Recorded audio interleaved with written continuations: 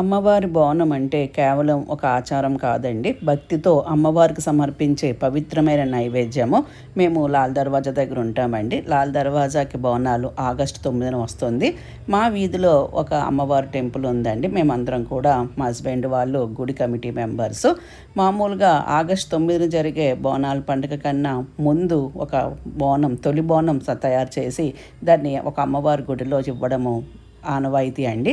ఈసారి అలంపురంలో ఉన్న జోగులాంబ అమ్మవారి గుడిలో తొలి బోనం సమర్పించి అమ్మవారికి నైవేద్యంగా ఇవ్వడానికని మేము ఈ ఆదివారము అంటే నిన్న జోగులాంబ అమ్మవారి గుడికి వెళ్ళామండి. అక్కడ విశేషాలు, అసలు బోనం అంటే ఏంటి, బోనం ఎలా తయారు చేయాలి, అవన్నీ కూడా నేను ఈ వీడియోలో చూపిస్తాను. Let's get started. మా గుడి తరపు నుంచి తొలి బోనము సమర్పించడానికి తెలంగాణలోనే ఎంతో పవిత్రమైన మహిమాన్వితమైన పుణ్యక్షేత్రం అలంపూరు శ్రీ జోగులాంబ అమ్మవారి దగ్గరికి మేము బయలుదేరామండి. అష్టాదశ శక్తి పీఠాలలో ఒకటిగా ప్రసిద్ధి చెందిన ఈ క్షేత్రంలో అమ్మవారికి తొలి బోనం సమర్పించడం అన్నది చాలా మంచిగా అనిపించింది. మేమందరం కూడా మేము ఫ్యామిలీస్ తోటి ఇలాగా ఒక చిన్న బస్సు వేసుకొని హైదరాబాద్ నుంచి జోగులాంబ అలంపురము బయలుదేరామండి. ఇదిగో ఇలా మధ్యలో మేము టీ కాఫీలు తీసుకోవడానికి ఇక్కడ దిగాము. ఎందుకంటే ఇక్కడ 4.5 hours జర్నీ ఉందండి హైదరాబాద్ నుంచి మనం అలంపురం వెళ్ళడానికి. సో మేమందరం కూడా ఇలాగ గుడి కమిటీ నుంచి మేమందరం కూడా ఇలా బయలుదేరాము. ఇలా అందరం కలిసి బయలుదేరడం అన్నది చాలా మంచిగా అనిపిస్తుంది. మాకు మామూలుగా ఆగస్టు 9న మా ఇంటి దగ్గర హైదరాబాద్ లాల్ దర్వాజా బోనాలు ఉంటుందండి. దానికన్నా ముందు తొలి బోనం ఇక్కడ అలంపురంలోని జోగులాంబ అమ్మవారికి సమర్పించాలని ఇలాగ ఇదిగోండి గుడికి వచ్చాము.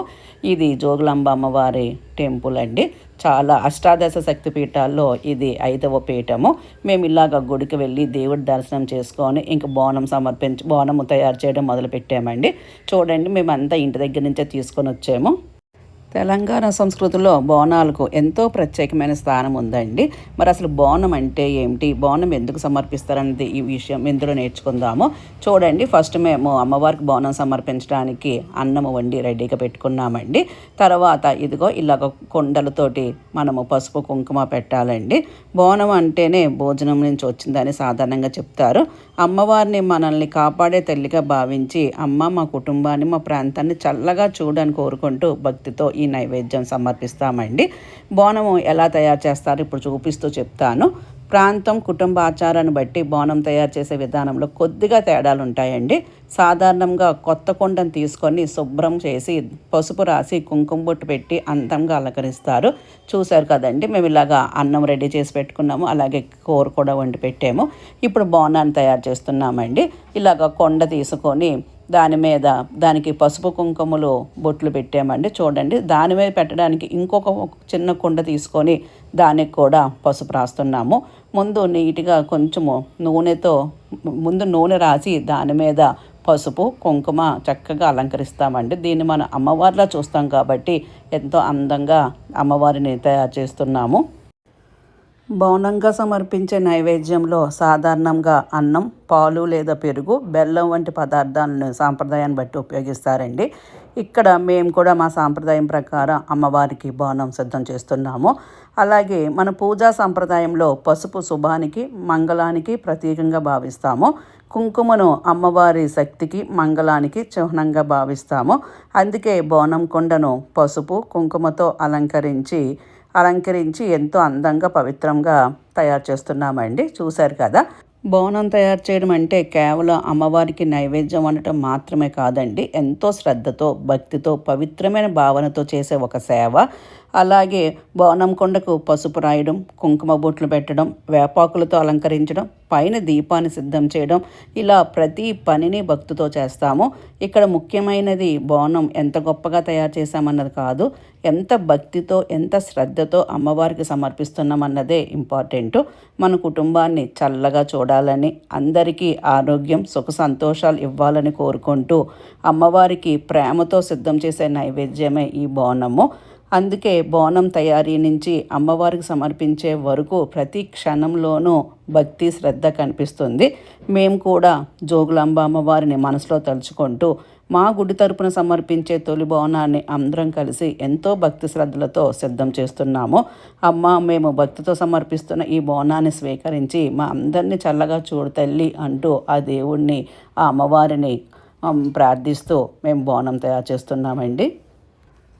బోనం కొండ మరియు దానిపై వెలిగించే దీపం ప్రకృతిలోని పంచభూతాలకు అద్భుతమైన నిదర్శనం అండి.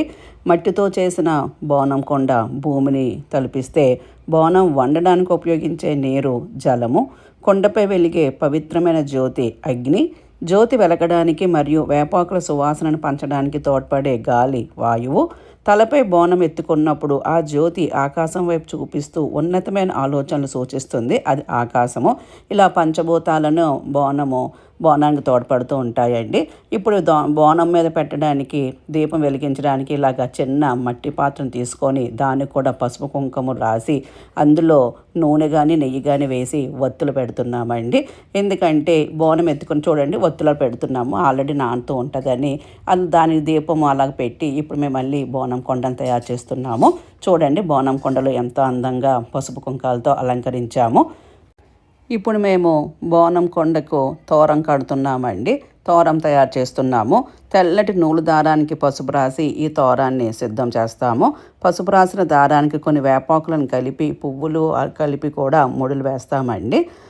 బోనం కొండను సాక్షాత్తు అమ్మవారి స్వరూపంగా భావిస్తాము. కొండకి తోరం కట్టడం అంటే దైవత్వానికి రక్షణ కవచం చేయడం అని అర్థమండి. ఇల్లు దాటి గుడికి వెళ్ళే వరకు బోనము ఎటువంటి అపవిత్రత కాకుండా, ఎటువంటి ఆటంకాలు లేకుండా అమ్మవారికి చేరాలనే భక్తుల గట్టి సంకల్పాన్ని ఈ తోరం సూచిస్తుందండి.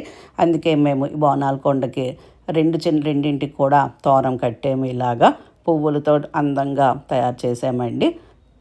పువ్వులతోటి, వేపాకులతోటి బోనాల కొండలకి రెండింటికి కూడా మేము తోరం కట్టి రెడీ చేసి పెట్టుకున్నాము.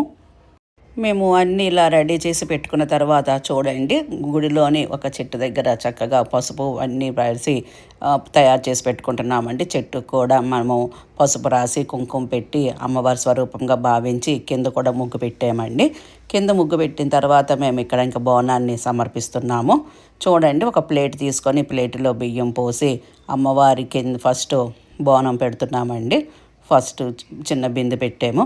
దాంట్లో ఇలాగా విస్తరాకు వేసి లోపలికి పెట్టి దాంట్లో మనం ఆల్రెడీ తయారు చేసి పెట్టుకున్న అన్నాన్ని ఇప్పుడు ఇందులో ఎంతో పవిత్రంగా పెట్టాలండి. ఇది కూడా సాంప్రదాయాన్ని బట్టి ఒక్కొక్కలా చేస్తారు.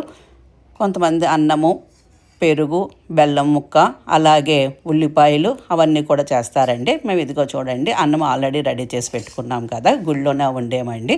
బాగా చల్లార్చి పెట్టాము. ఇందులోని మనం ఇప్పుడు బిందులో పెడుతున్నామండి. అన్నాన్ని అందులో పెడుతున్నాము. ఇదంతా కూడా ఎంతో పవిత్రంగా చేస్తున్నాం మేము. ఇలాగా 5 సార్లు పెట్టామండి, లేదా నిండుగా కూడా పెట్టచ్చు. తర్వాత ఇలాగా ఆల్రెడీ వండిన కూరని, ఒక ఆకుకూరని, అది కూడా అన్నం మీద పెడుతున్నామండి. కొంతమంది ఈ టైంలో ఉల్లిపాయ, పెరుగు వేస్తారు. ఇలా బోనాన్ని పెట్టిన తర్వాత చూడండి, మేము బెల్లం ముక్క కూడా వేసాము, అలాగే పెరుగు కూడా వేయాలి. చుట్టూ వేపాకులు పెడుతున్నామండి.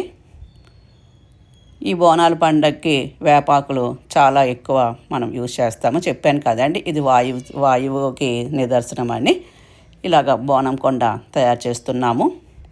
తర్వాత చిన్న కుండ కూడా పెట్టామండి. ఆ చిన్న కుండ పెట్టిన తర్వాత దాని మీద దీపం పెట్టాలి. ఇప్పుడు అమ్మవారికి వడి బియ్యము రెడీ చేస్తున్నామండి. మేము ఇంటి దగ్గర నుంచి పట్టుకెళ్ళిన బియ్యంలో కొంచెం ఆయిల్ పోసి, పసుపు వేసి, కొంచెం కుంకుమ వేసి వడి బియ్యం కలుపుతున్నాము. ఇలా మేము వడి బియ్యం తయారు చేస్తున్నామండి. అమ్మవారికి వడి బియ్యం సమర్పించడానికి ఒక కొత్త పట్టు వస్త్రము లేదా పసుపు రంగు చీర, అలాగే ఒక జాకెట్ ముక్కను తీసుకుంటాము. అందులో పసుపు రాసిన బియ్యం, ఎండు కొబ్బరికాయ, పసుపు, కుంకుమ, 5 రకాల పండ్లు, తమలపాకులు, వక్కలు, కొత్త గాజులు మరియు కొంచెము డబ్బులు, అదే దక్షిణ ఉంచి మూటగా కడతామండి.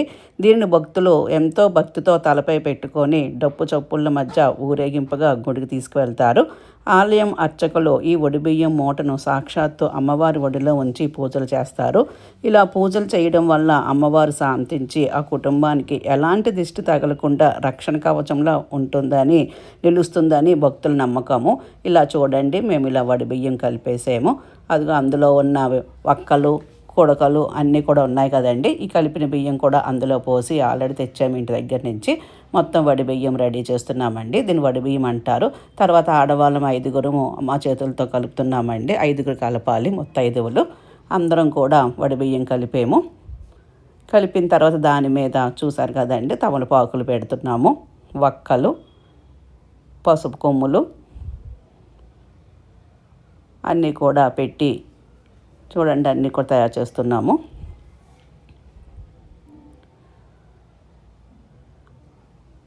అన్నీ కూడా 5 పెట్టాలండి.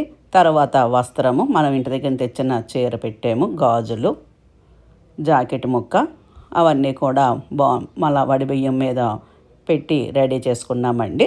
ఇవన్నీ ఇలా రెడీ చేసుకొని తర్వాత గుడిలోకి వెళ్ళి అమ్మవారికి సమర్పిస్తాము. ఇలా బోనం అంతా రెడీ చేసిన తర్వాత ఇలాగ దీపం వెలిగించి కొబ్బరికాయ కొట్టి భక్తి శ్రద్ధలతో అమ్మవారిని పూజించామండి. దేశాన్ని, రాష్ట్రాన్ని, మా ఊరిని, మమ్మల్ని అందరినీ చల్లగా చూడు తల్లి అంటూ కొబ్బరికాయ కొట్టి దేవుణ్ణి, అమ్మవారిని పూజించాము.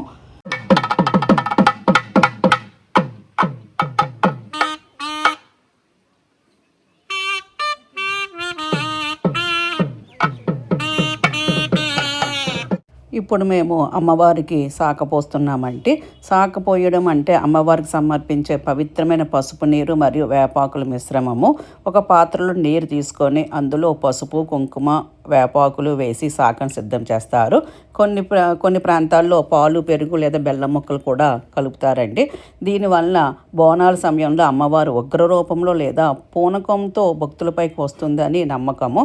అమ్మవారి ఆగ్రహాన్ని, వేడిని చల్లబరచడానికి, ఆమెను శాంతింప చేయడానికి ఆమె పాదాలపై లేదా పూనకం వచ్చిన వారిపై ఈ చల్లని పసుపు వేప నీటిని చల్లుతారు.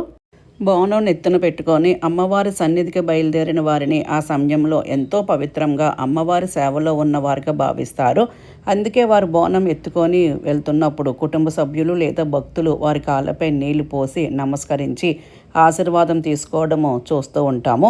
ఇది కేవలం బోనం మోస్తున్న వ్యక్తికి చేసే నమస్కారం అనే భావన కంటే వారు మోస్తున్న అమ్మవారి బోనానికి, అమ్మవారి శక్తికి భక్తితో చేసే నమస్కారంగా భావిస్తాము. ఇలా మేము బోనం తయారు చేసి అమ్మవారికి బోనం సమర్పించి వడి బియ్యం పోసామండి. నెక్స్ట్ నేను వీడియోలో మన అలంపురం జోగులాంబ అమ్మవారి గుడిని మీకు పరిచయం చేస్తాను. Thank you for watching my video. ఈ వీడియో మీకు నచ్చితే లైక్ చేయండి, షేర్ చేయండి, సబ్స్క్రైబ్ చేయండి. Thank you.